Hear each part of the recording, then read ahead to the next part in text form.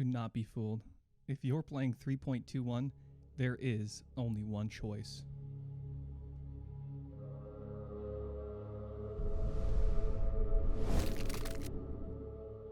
DoT Elementalist, an absolute premier league starter. I heard on the down low, this was going to be Tai Killer's #1 build on his tier list, okay? We're farming him every league. Last league we had Poison Seismic, now we got DoT. I'm hooking you guys up with this one. This one's an easy layup. It's not even really a layup. I'm passing the ball to you. And this league, you're going to slam dunk it. Because I'm not just making a guide for DoT Elementalist. No, that'd be boring. Who would want to play DoT for the whole league, right? Some of you, you're really only level 1 character. And I got you, okay? This is the build for you. Because we start as DoT, right? It's powerful. You press a few extra buttons. We'll talk about that later. It's not as bad as it sounds. But once you finish DoT, I'm taking you straight to Ignite Vortex. And that's the real reason. This is going to be my league starter come 3.21. DoT's fine enough, right? You get everything you want, okay? You have your defenses. You got some pretty sick recovery. You got the default defenses of like 25k armor, 30k evasion rating, spell suppression, and a big ass chill on every single monster.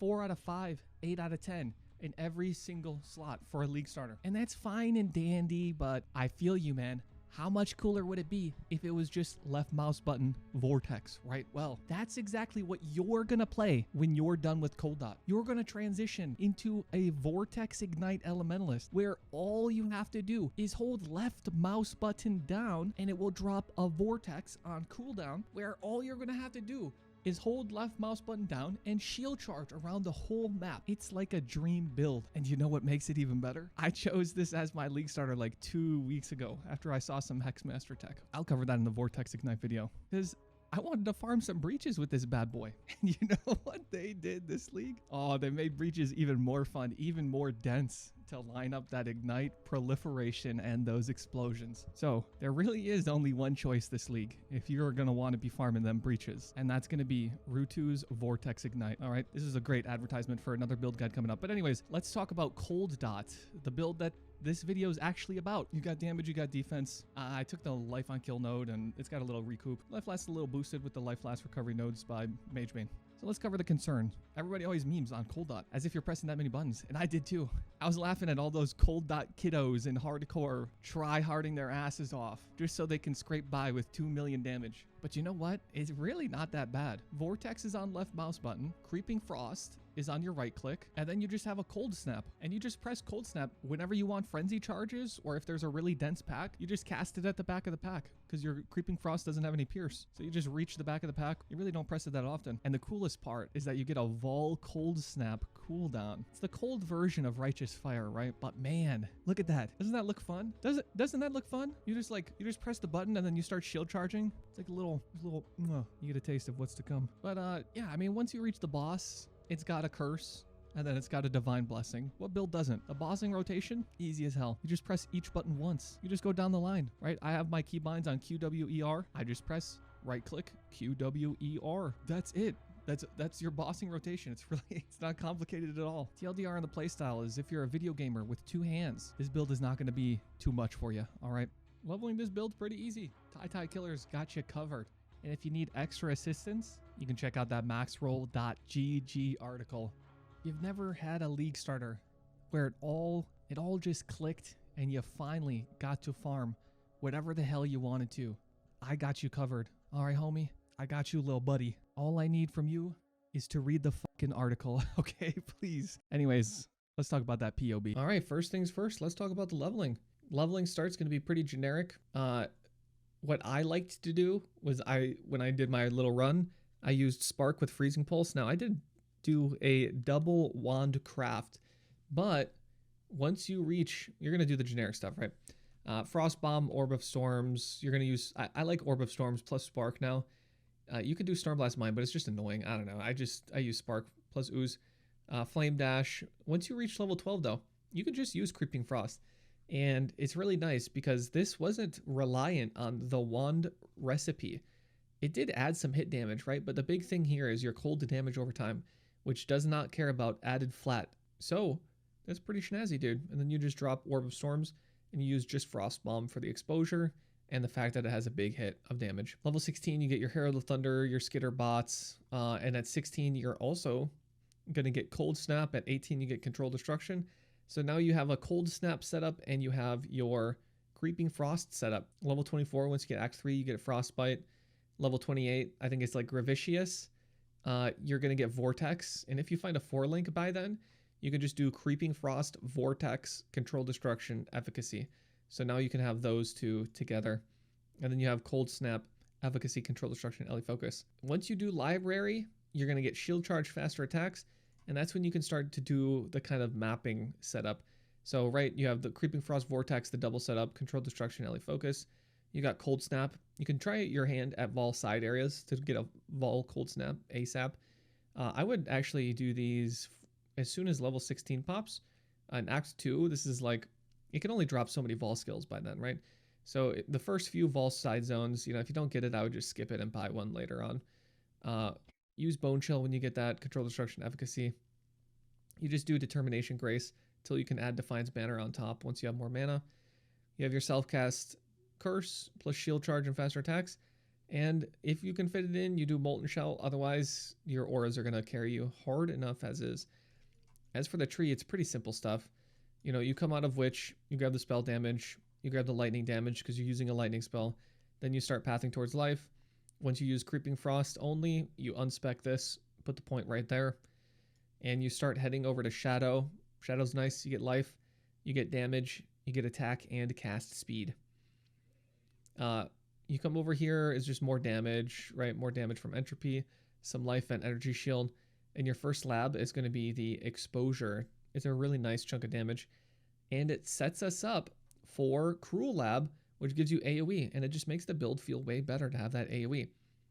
Once you get these two, you're starting to be able to fit many more auras in.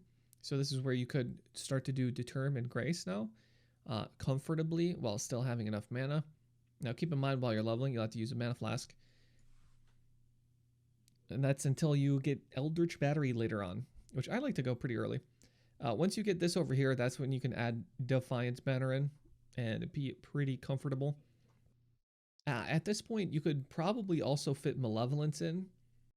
No, at this point, you can't fit Malevolence in because it'll put you at like 0 mana. And that's until 63 for your Merc Lab. You're going to take Bastion of Elements just for a little bit of an Ellie bubble. And you're not taking reflected elemental damage. Even though we're cold damage over time, all of your spells do still have a pretty big hit to them. The early game, so once you start doing maps, you know, level 70, that's when you're going to pick up Whispers of Doom for the additional curse. I assume by then you'll be able to obtain a Mark of Submission, so you don't actually increase the number of buttons you're pressing. You just put Frostbite inside. You just put the Frostbite gem inside the ring, and then you replace wherever Frostbite was on your bar with Elemental Weakness. But yeah, that's how you level the build. It's pretty quick, pretty snazzy. All right, let's quickly cover literally everything. Starting with the passive tree. I just straight up ripped Jung's passive tree. It's pretty good because honestly, I mean, I tried to make my own, right? Like, of course. But coming up here, you'd think you'd come up to a Witch and grab the Cold On and all this.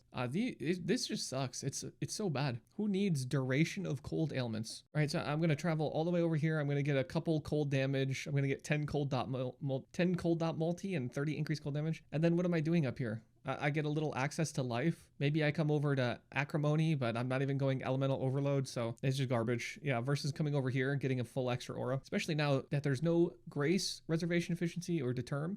This tree wasn't using that at all. It's actually just baller. Coming into Shadows, actually good. You get a Curse. You can go up EB. You can get Dot Multi here if you want, but we're just going to opt for this and this. Come get your auras and whatnot. This is going to be your level 70 tree. Once you get a little bit past level 70, right, we're hit 89. We fill it out a little bit. You're starting to get Suppression, right? You kind of got to get Suppression. It was either Spell Block or Suppression, and Suppression is just way easier. It's many fewer points on the tree, and it's pretty consistent. And very, very nice when you're doing stuff like Deli or anything like that. Early on with the build, instead of taking the +8 suppression chance while phasing, you could just take the spell suppression lucky node. That's going to be good all the way up until you're hitting like 80 something, right? When you can just about cap off this. Then you're going to want to swap to it. But yeah, we're going to get extra curse. We're going to get all that. I opted to take this. I might be memeing here. I might be doing a little bit of trolling, but I really, really like life on kill. I think it's super handy when you're killing lots of normal packs, when you're starting to do maps that have a lot more monsters, those rare maps and whatnot. You're getting more mechanics, right? You kill a whole Harbinger and you're getting like 20-30% of your life instantly. It's pretty nice, man. So just the life on kill is pretty damn handy. On top of that, you're getting 20% recoup, and the recoup occurs over 3. Sounds pretty good. It's not much, but I mean, hell, man, 20 recoup, it's gonna feel pretty nice. If you think I'm memeing, if you don't like this, you think I'm trolling, just come down here and get the life flask recovery. But then you're relying entirely on a life flask for literally all your recovery. But yeah, other than that, in the end game, we're just starting to fill our tree out a little bit. We're getting our jewel sockets. We grab the extra life flask recovery. We get an endurance charge, because you can use Enduring Cry if you like, because you'll have space for it. You'll have space for Enduring Cry. And if you don't want to press that button, you don't have to. Anyways, let's get into the skill gems. This build's pretty snazzy. You get to put Creeping Frost and Vortex in the same link setup. So we got those two: Swift Affliction, Control Destruction, Ellie Focus, and Efficacy. We do Ellie Focus here because it's totally fine to have all of your chill off Cold Snap, because we're going to be using Bone Chill with it anyways. So we can just take advantage of not needing chill on this to just get more damage. So this is also our Vol Cold Snap. I have both checked because you're going to want to press both on the boss. Bone Chill, Control Destruction, Efficacy gives us a little duration on the Vol Cold Snap, makes it feel pretty good. Auras are very generic: Determ, Grace, Malevolence, Defiance Banner. We got Shield Charge, Faster Attacks. Ellie Weakness is your curse, because we have Frostbite and a Mark of Submission to give you Frostbite on hit. It helps while you're mapping against those rares, and you don't have to press an extra button. Pretty nice. So you self-cast Ellie Weakness pretty much on bosses only. You don't really have to do that against anything while you're mapping unless you're trying to spurg out. And then we have an Enduring Cry that you get to press if you want. It's 2k life over 1 second, and you're generating endurance charges. That's pretty nice Fizzmit. I would recommend. Casting damage taken Molten Shell, still the best. It got nerfed, it's still the best. And a Divine Blessing Hatred with Inspiration. Now with this, you have EB, right? You might not have enough energy shield for a little bit. That's all right. It's okay. Don't spurg out. You don't really need this damage until you're trying to just push red maps and whatnot. So if you hit white maps and you can't use this right away, all good, homie. Okay, take a deep breath and just wait until you pick up some better ES bases. As for the mid-game setup, the only thing that's different is we pick up a couple Anomalist gems. So Anomalist Enduring Cry for the extra War Cry speed, since we're not called arms, right? It doesn't make it instant. We don't have the instant War Cry, so it's nice to have it be a little bit faster. And Molten Shell Anomalous, which makes it require less armor to hit the maximum effect. And that's nice because they nerfed Molten Shell, so we try to take it back a little bit. But that's it for the mid game. Of course, end game, I mean, you're buying the Awakened gems. You're going to get an Empower 3. You have level 21s. You got level 21 Creeping Frost. Once you hit this point, you don't need Inspiration on your Divine Blessing anymore. So we get a Culling Strike with our Shield Charge and our Flame Dash. It's just a free 10% more damage. Now that you have enough energy shield, it's pretty nice. It's a good little reward. All right, gearing. The most generic stuff in the world for early and mid game. I don't add resistances anymore because you guys need them anyway. So just get res. I only do it for end game because the gearing gets strict, and I need to make sure I have a realistic amount of resistance that the gear needs based on how many uniques or damage mods I can fit in, right? So that's the only time I fit in. Like, there's no uniques here. There's no, damage mods I'm trying to fill on rings and whatnot. It's just, you have spell damage here, craft cold dot multi. +1 cold, craft life or get life on it. Life res, a little bit of suppression if you can. Get the Gravicious mod and get it on a Sadist Garb base. That's a evasion energy shield base. A lot of your early game bases, you're going to want them to be evasion energy shield or just ES. You can do armor ES for a few slots. It's actually going to be helpful for like the cast when damage taken links and whatnot. You kind of just gear for colors and all of that stuff. It's super early on. But yeah, the big stuff to go for right away is going to be suppression gear, obviously. So when you hit red maps, you don't get blown over by mage skeletons. And you want cold exposure on your glove. That's an Eater of World mod. See, I added the Eater of World influence. Made it a little bit easier for you. On your boots, you want to use not the lowest, but the second lowest, Ember, which is the Searing Exarch. It's the red one. So second lowest red one. You're going to try to roll the while a unique enemy is in your presence Scorched Ground. If you get the normal Scorched Ground, that's totally fine, but this one just lasts longer. And you really only need it on bosses. So you just walk under the boss, which you're pretty much doing already since you're Vortex. and it shreds a bunch of res. Amulet, you just pick up dot multi, get life, and craft increase effect of non-damage ailments, right? Do your syndicate on Veils. It's early league. Mark of Submission, it's just a super cheap ring. You can probably pick this up like really early on and just pick up an amethyst base for your other, right? Try to get any amount of chaos res. You're going to struggle to get chaos res, so try to get it where you can. And a heavy belt with the energy shield regen craft, if you can get it. Now, once you have like 800 ES, you really don't need it. This is just really helpful when you're early Eldritch Battery and you have like 300, 400 ES. Once you get 800, 900, or 1000, your recharge is like plenty. All right, mid-game gearing. You're going to get 2 damage mods on your scepter. Cold damage or spell damage, +1 cold spell, and cold dot multi. Your shield, 2 damage mods and life if you can get it. Otherwise, get 1 damage mod, life, and craft 10% chance to suppress spell damage, or you're not going to hit spell suppress cap because we're using Eye of Malice. This is also where we are now getting our cold exposure. I had you put it on your gloves earlier because I expect this to be expensive because there's a couple people using it because it's pretty good. The nearby enemies have 50 increased cold and fire res. Well, might sound bad, but what if I tell you I'm going to increase your debt? What does that mean? It means a bigger negative, and that's exactly how it works here. Chess piece, it's the same. You just want a good suppress life, get some res on there, and do the Gravicious craft, and get those Eldritch implicits. Now that you have cold exposure from your helmet, right, 25% chance is good enough. All right, honestly, it's good enough. You're going to be spamming, you have Creeping Frost, you have Vortex, you have Cold Snap. You're going to hit a 25% chance eventually. If you don't like it, that's fine. You're going to hit it eventually. And because of that reason, I am putting cold damage leached as life as the implicit replacing exposure, because Vortex is big. All right, Vortex is pretty decent. Once you get enough gear, your Vortex's hit is going to be huge. But 250,000 is good enough to get a little bit of leech for now. Your Creeping Frost does like 100,000. Cold Snap 200k on the initial. Cold Snap 200k on the initial. These are enough to get a little bit of leech for now and have it be okay, right? You're not capping leech super easy. You can't get, but it's way better than nothing, right? Like you might as well squeeze a little leech in there, huh? Especially once you get more damage, and especially once that scales a little bit harder. Your boots, same stuff. Second lowest red one. Dot multi +1. We try to get 2 damage mods on our amulet now. Try to get some res. If you don't get life, that's fine, but get the increase effect of non-damaging ailments craft on there, because we are going to be scaling our shock from Shaper of Storms, the Scorch from our boots, and the chill that we get as well. So it's just all around good. Still going to use Mark of Submission. Still going to use this ring, you know, just get a nice chaos ring. You need 1 dex roll for the build, and craft like min endurance charge if you can find it. Maybe buy one with endurance charge on kill, and then you can kind of drop Enduring Cry if you like. And now you get a Stygian Vice so that you can get phasing on kill. I didn't talk about the flask earlier, but it's super generic flask stuff, right? Reduce effective curses, armor, evasion, and cast speed. On a silver, jade, granite, quicksilver, get those 4 mods on any 4 of these, and craft use when full so you don't have to press flasks anymore and you can focus on your actual buttons. Watcher Eye, I put a 2 mod here. This is just an example of a Watcher Eye that you should get.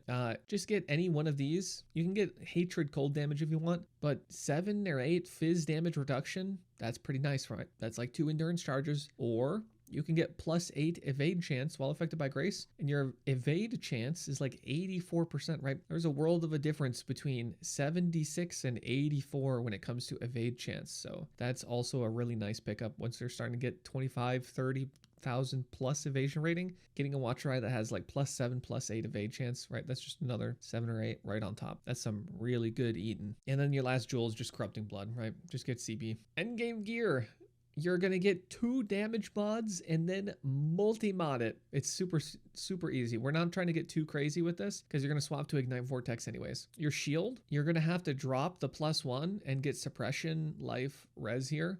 This is a shield that Rog can make, so just like keep your eyes peeled. You can craft life on this. Yeah, you could craft life on this base. So I mean, you can do like a suffix search. Just search for like any 2 you like would make a count. You'd put all 3 res there. You'd say I want fire, lightning, cold, and you say I want any 2 of those 3, and then you say and a suppression, and you can do like and you could do another count and have it be like crafted life or open prefix, no crafts, and you know, all that, right? You can do that.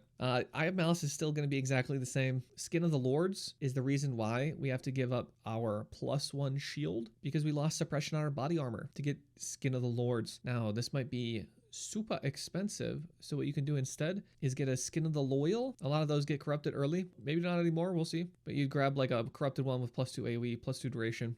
Both of those work. But yeah, this is big busted when it comes to damage, because this +2 level of socketed gems also applies to your Empower. And you don't even need a level 4 Empower for it to be insane. Right? It gets the +2 levels. You're giving +4 to Vortex and Creeping Frost, which is why it's so good. Oh, wait. I just realized my screen capture was like super zoomed in. I hope it's been fine the whole time. Anyways, it's fixed now. Whoopsies. I'm just going to use that footage anyway. It's leak start. I can't record a 20-minute video again. All right. There's no time. Yeah, it's nutty busted. Look at this. 46% damage comes from an Empower 3, which is not that expensive. It's a little expensive, but you're going to use the Empower on Vortex Ignite anyway. For your gloves, you can get a little hog wild and upgrade the unique enemy cold dot multi if you'd like. But other than that, you're just going to do a Delirium Essence pair of gloves. Now, you would get Suppression Fractured on there. You would then use the Essence, and you want that suffix open. You're not actually going to roll for a res. You could roll for a life, or you can, and I would use a few, maybe see if you can get life, right? But it's super, super easy. You just do Fractured Suppression. You'd use the Essence, and you're going to fill your suffix with the reduced effective chill and shock. And that's so you can't get chilled as much, right? You'd have 90% reduced because of Brine King, and you're going to be at 100% reduced effective shock because you're going to grab 2 jewels that have 30. So 30, 60, and 100% reduced effective shock. Now, the craft needs to be the highest rolls, but these 2 jewels can be any roll, so it's really, really nice. Then you're shock immune. Then we have freeze immune. We have 90 reduced effective chill. We've got shock immune. And for your minor Pantheon, you're going to do Soul of Aberrath because everybody's going to be farming red altars on league start. So you want that unaffected by burning ground upgraded as soon as possible. Another big reason why we have to go suppression on our shield. And you see that implicit there. That's also really important, right? Because we're only barely hitting a 100% spell suppression chance. You got to get the 5%. You got to get like T1. You're going to have to get T1, but it doesn't have to be a perfect roll. It's because you want to put Legacy of Fury on. Now, you no longer have to run underneath an enemy. You just have to be near them, and you get extra effect of your Scorch. But we also get a huge kind of burning explosion. Yeah, it's not really an explosion, but it's kind of an explosion, okay? And it's really good. And it's really good because we scale elemental damage, right? We get a lot of sources of just random increased elemental damage. I mean, look at all these. This is working on the little Scorch explosion. That's kind of nice, man. So yeah, it's baller, man. Now you've got cold dot with explosions. That's pretty comfy. You're gonna be working towards your Ignite Vortex. Feels good, man. You're gonna replace your Mark of Submission to make your gearing easier. This is a damage loss. This is a big damage loss. Because it's going to be a level 1 Frostbite instead of a level 20 with 20 quality. But now you can get Fire Res, Chaos Res, Dex, and Life on there. That's pretty nice. Your second ring, we're going to squeeze a little damage out. You're going to get Fractured, all resistance, right? 2 all res was the example here. Doesn't need to literally be that. Try to get it on a Chaos, on an Amethyst ring base so that you get extra Chaos Res. And then you're going to use, I think it's Delirium Essence again. For dot multi, and you use that until you hit a res, whatever res you need. And then you just have a Stygian with some chaos res, get some other LA res, craft it on there with some life or do whatever. If you get dex rolled on this with phasing on kill, then you don't need dexterity anywhere else. Same flask as before. The only big difference is the reduced shock effect jewels being added here once you get a little more room on the tree. And if you go to the config and take out the res here, you'll see that the fire res is overcapped, and you might think you don't really need a bunch of overcapped fire res, but keep in mind, like I said, you're going to be farming red altars, and if you click that red altar, that removes your res, and you don't have it overcapped by at least, what is it, 50? 50 or more, 50, 60, maybe a 75? It might not, like, you're just going to die. You're just going to instantly die, right? You got to have that overcapped res. It's super worth it. Anyways, I mean, you get 10 million damage. I could push it further, obviously. But what's the point? Once you reach this point, you farm out and you get ready to swap to Ignite Vortex, which is the build you actually wish this was. Yeah, that's about it. Try Polar Bear on Twitch. This is what I'm playing. Like and subscribe if you like it. And let me know if you made it this far in the video. I wonder how many people actually listen all the way to the end. Anyways, thanks, bye.